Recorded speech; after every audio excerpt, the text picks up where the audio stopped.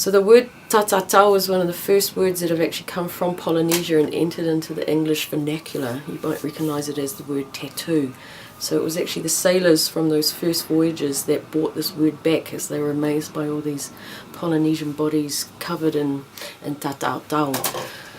So tatatau is a unbroken 3,000-year-old cultural practice in Samoa. So it has been passed down through generations and generations. It is a cultural marker, it is a postcode, it is a library, it is who you are, it is who you want to be, and it's survived into the modern world and contemporized, and it is a living dynamic art form. My most meaningful tattoo is one that I got with my twin sister.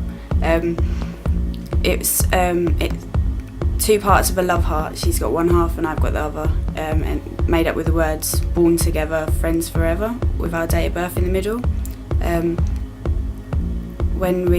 So now we're always apart. When we actually get together, it's like we complete. My most important tattoo to me is my dove on the back of my lower back.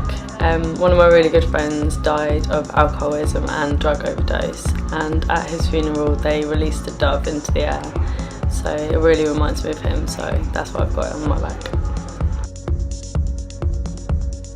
It is something you usually do with your family, so it's not something you go off and do by yourself. It's something that involves your whole family, and it's something that I just really helps me feel at home, especially living here over in London.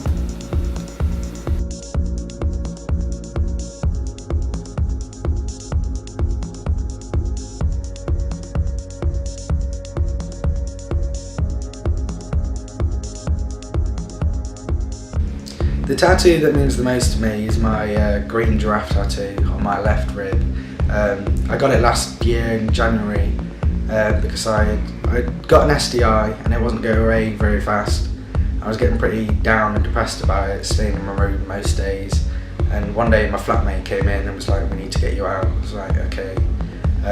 He suggested getting a tattoo eventually, and I was pretty up for it. I'd got them before and I really enjoy getting tattoos. Went out and got it, and from that day on I kind of really perked up a bit.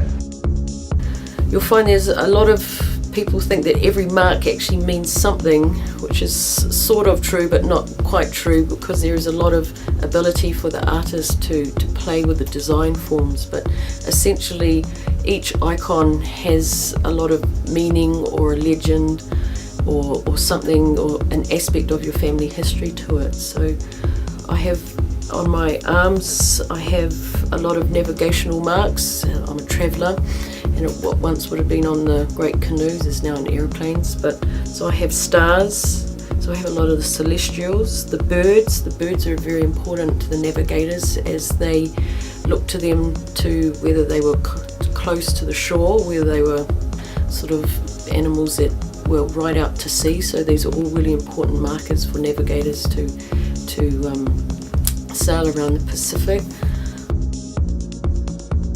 Basically, my mum's a bit of a hippie, and a few years ago she channeled a message predicting that a crop circle was going to come on my birthday.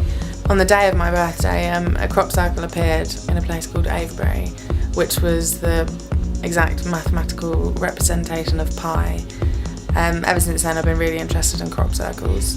When I was 16 I got the stages of the lunar eclipse, which was a crop circle, tattooed on the top of my back, and a couple of years later I got it reflected on the bottom of my back.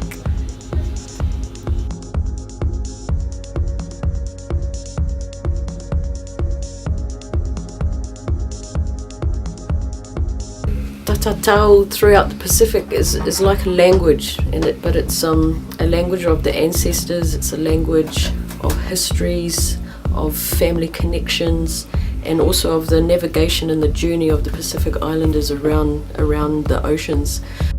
The tattoo that means the most to me is the words under my left arm that read Te Puna Wahine.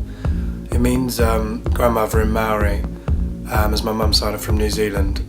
I got it when my nan died of cancer, and it helps me to honour her I then got the outline of New Zealand around it later on to remind me of better times and the home that she so dearly loved. One of my most meaningful tattoos is the tiger lily on my wrist. It's not actually a tiger lily, it's a picture of a lily and it says tiger. And that's a tattoo that for me symbolises, well, it's my dad's nickname for me when he was in prison, so he used to write to me and call me Tiger Lily. The most important tattoo I have is the birds and birdcage on my feet. I've got 5 birds on one feet and a birdcage on the other. And I've got the 5 birds to symbolise me and my brothers and sisters, there's 5 of us sort of flying from the nest. But I have the birdcage open to symbolise that the door's always open if we want to return.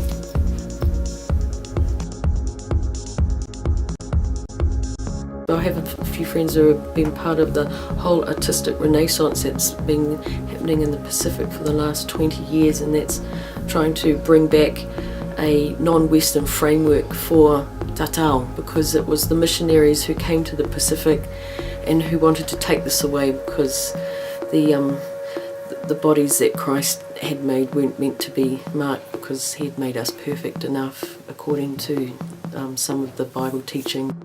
And we built up castles in the skies and in the sand. Design our own world. And all these designs are there to tell your story. So it's important for the practitioner to understand family histories, local histories, and now global histories, and they use this to interpret it through the symbology of the language of tatau.